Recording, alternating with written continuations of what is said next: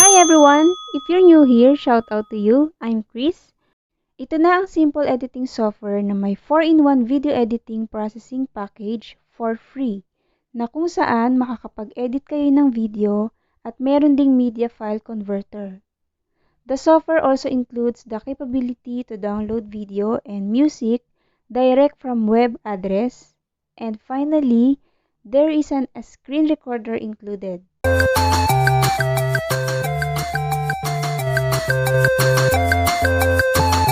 So guys, ito na ang simple editing software na VIDEOPROC na kung saan meron ditong video, DVD, downloader, at recorder.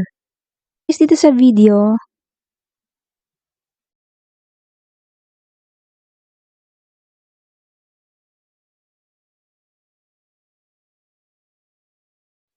ito, matagal na tong video na to. Ngayon, ano ba yung pwede natin gawin dito sa video?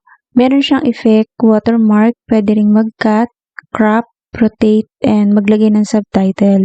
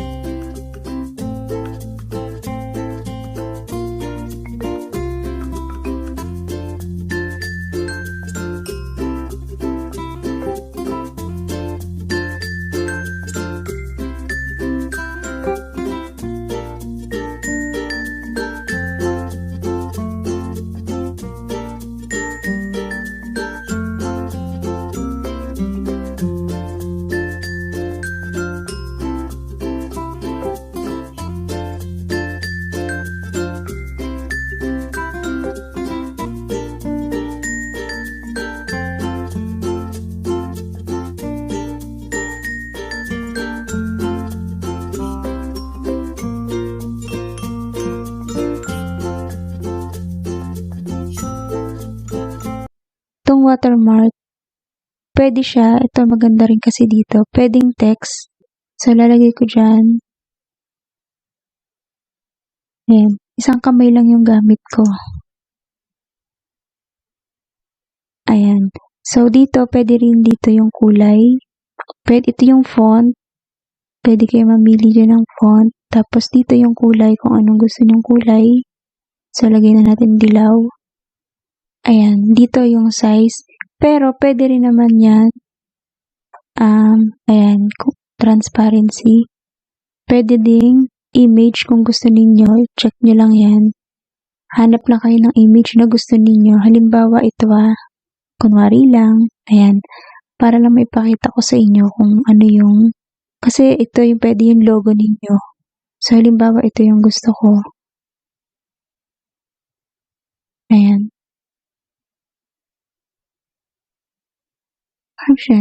Ilitan lang natin. Ayan, kunwari yan yung logo ko. Halimbawa, yan yung logo ko. Minamalat ako.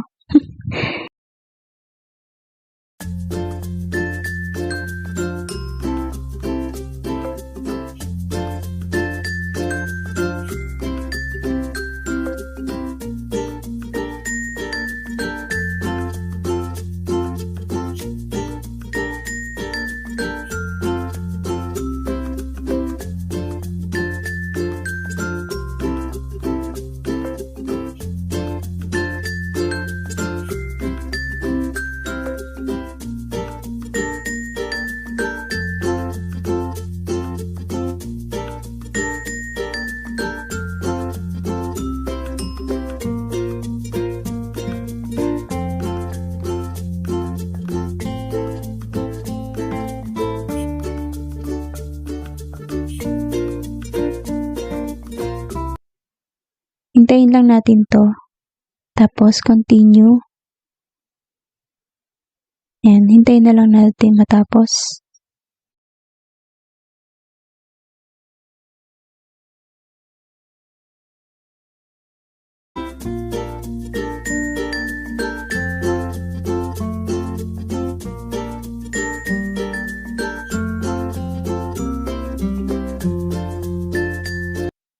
Ayan, try natin ngayon siyang i-play.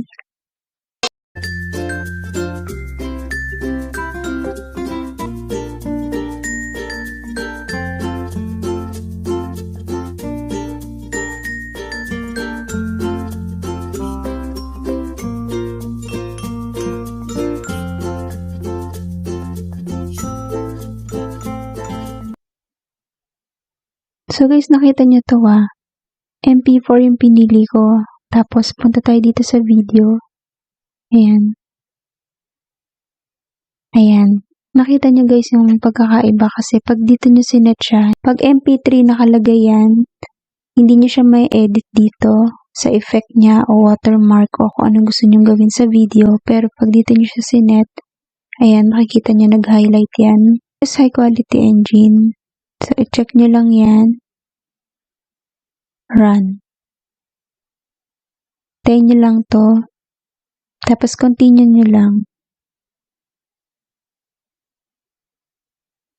Ngayon, try nating i-play.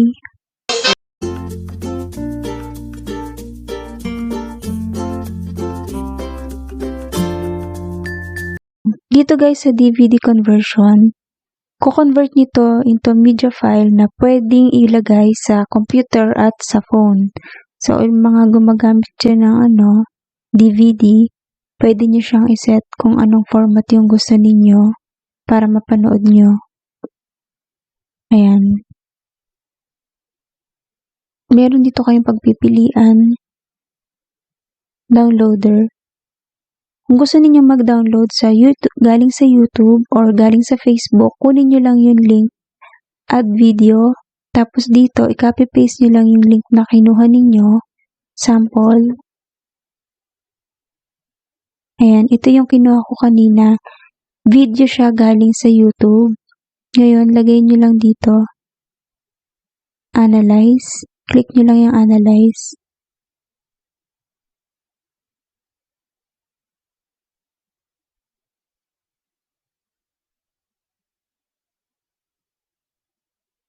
Ayan.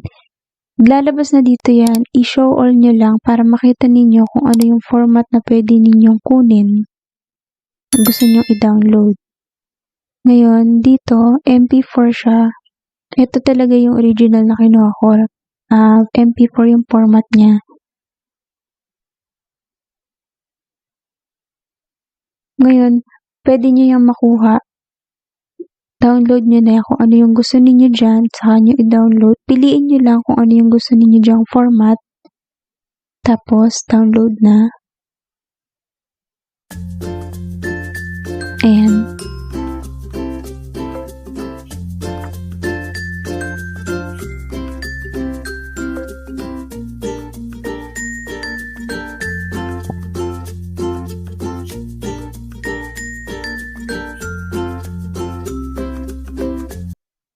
So guys, makikita nyo dito sa gilid Kita naman pa lang, yun ko lang nakita. Ayan. Pwede nyo siyang i-play. Ayan, warning. The video was not successful. Okay. Ayaw niya. Wait lang daw.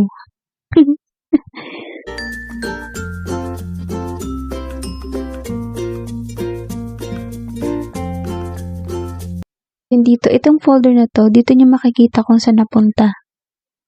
So, ayan. Ito yun.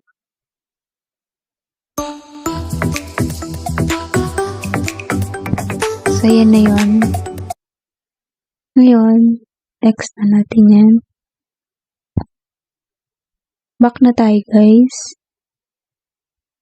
Yan, dito, ito yung isa sa, gusto ko rin ituro sa inyo. So, guys, dito, lahat yan pwede nyong magamit. Depende sa pangangailangan ninyo. Ngayon, dito sa record, sa screen recorder, ito, dito sa screen recorder, pwedeng screen lang, pwedeng webcam lang, pwedeng pareho. Ngayon, Siyempre, pipiliin natin ditong screen lang. Nakikita nyo dito guys, gumagalaw yung active yung boses ko dito. So, ibig sabihin gumagana yung mic ko. Pwede kayong gumamit ng mic habang nagre-record kayo. So, pwede kayong mag-voice over. Ngayon, hindi ito yung ginagamit ko dito. Iba yung gamit ko ngayong screen recorder. May hinanda kasi akong isang video na padidinig sa inyo na gamit ko itong VideoProc recorder. Ito guys, ito yung example ko dito. Yan yung nakalagay dyan yung settings ko. Meron akong gamit na mic ngayon. Ito yung sinet ko. Headphone siya. Yan yung nilagay ko dyan. Ito yung boses ko na nakakonect yung mic ko dito sa laptop. Maririnig ninyo. Ito yung ginagamit ko rin na screen recorder gamit yung VideoProc. So yan, kapag nag-exit tayo, hindi siya pwede kasi ito yung lalabas dahil ito yung gamit kong screen recorder. Ayan, please stop recording. So hindi siya pwede, pero kapag ka naman nagpunta kayo sa iba, ayan, may hinanda kasi akong isang video na padidinig sa inyo na gamit ko itong VideoProc recorder.